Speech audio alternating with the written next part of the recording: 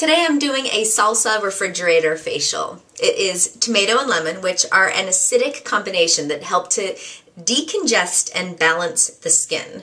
And all you're going to do is spread the mushiness. It's messy. This one's a messy one. You're going to spread it on your skin. It's going to drip down, but that's okay. It's great to decongest and balance the skin. It's particularly good for oily and stressed out skin.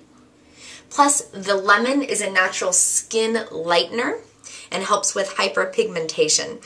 So it is a very active facial, and you're going to feel it tingling a little bit. That's because it's acidic. So you're just going to do 1 tomato and about a teaspoon of lemon juice. Put it all over. Make sure you don't get it in your eyes. Lay down, relax for 5 minutes, and then wash it off with warm water. Take the chunks off if you want.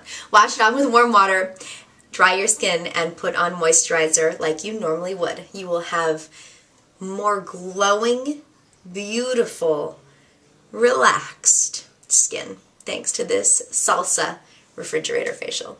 It's your Quickie beauty tip.